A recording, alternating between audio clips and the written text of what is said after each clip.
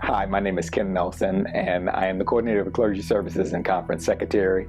And when I'm not doing it, I'm hanging out with Michael Turner. What I wish my white friends understood about race. Race is a lens through which people live in the world and experience the world. It doesn't ever go away. It is definitive in how people experience the world. It is amongst the first things that people actually see in an encounter, but it is not the be-all and end-all. I think we've got to learn how to listen. I think we talk past each other and not to each other. I'm grieved by the fact that we have become so incompetent when it comes to encountering difference. We encounter difference and don't know what to do with it, and we assign negative value to it rather than recognizing that difference is just that, difference. It doesn't have to have a value. It doesn't have to be good or bad. It simply means difference. And we haven't learned how to honor that, to recognize that, and to affirm that.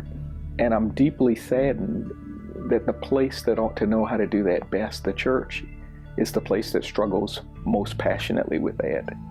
If we're going to transform the world in which we live, the church ought to be taking the lead. I want to encourage people to take the risk of encountering someone who is different. And in taking the risk of reaching across to someone who is different, who speaks a different language, who has a different story, who's from a different racial, ethnic background,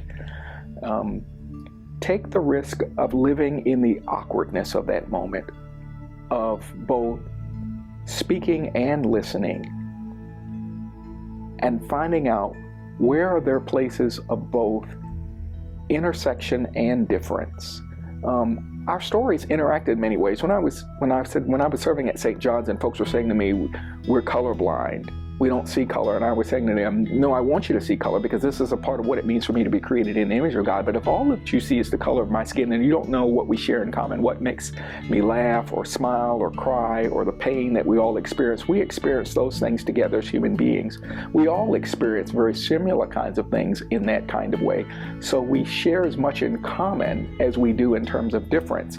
But that is not to say that there are not differences, but we don't have to give value to those differences and to say that they're good or bad. It's just difference that we have to encounter along the way. So here's what's required of the average disciple, and particularly here's what might be required of persons at Advent. What may be required is the willingness to risk, to have an honest conversation, to be intentional about reaching out to someone who you don't know, who may be of a different racial, ethnic makeup or background or experience, to spend time getting to know that person, and to share your own story.